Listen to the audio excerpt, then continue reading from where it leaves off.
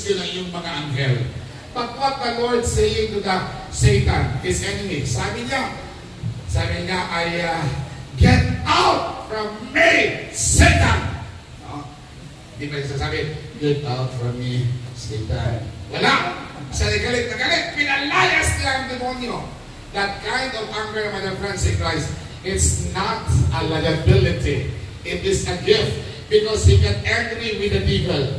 He got angry with the works of the devil. Or like for an instance, in the other gospel miracle, Jesus got angry with those people inside the temple dahil ang temple ay ginagawa na niyang mga marketplace. They made the temple as a marketplace. So when the Lord entered, He was using the way, of course, mas matinik ito. Yung galit niya, hindi lang sa mga magila ng salita, o hindi ang galit na naglalagay sa ng latigo. Nilatigo niya ang mga cages of animals inside the temple. He was lambasting through his whip of cords those who are inside the money changers table. So my dear brothers in Christ, this kind of anger of Jesus, He is not lambasting the people, the selling of oxen and animals in the temple. Hindi po niya pinatapunan or lambasting through his whip of cords yung mga money changers doon o hindi mga tables. Bakit?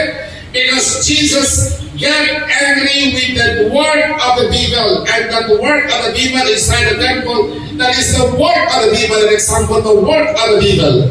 And Jesus got angry with them. He is not using the whip of course to lambast the people down, but the cages of the animals, because that is the work of the devil, that is the product of the devil. Yung mga money changers people, He lambasted them because Jesus got angry with the word of the devil.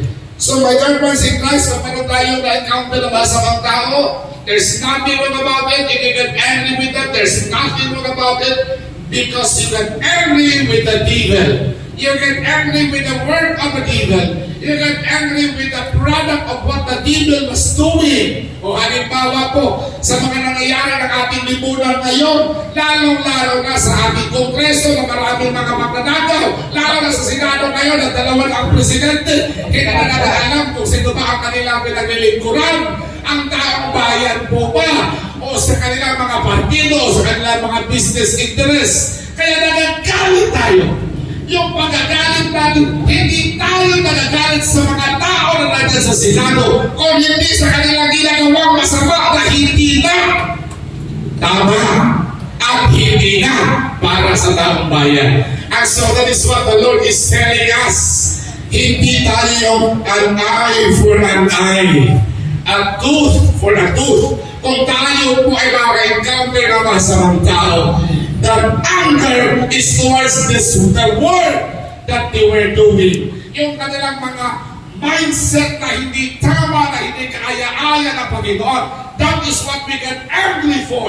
Halimbawa ay imbis na para sa taong bayan, ang pinaglingkuran nila, ang kanilang partido, ang kanilang business interest, ang kanilang mga images, ang kanilang mga facial, kasi nga baka mahisira sila ng mga tao pagdating ng 2028, mahisira ang kanilang mga eleksyon, mahisira ang kanilang mga boto. Kaya nga, my dear friends, it is no longer about serving the people, but it is already self-serving. And that is what we get angry for.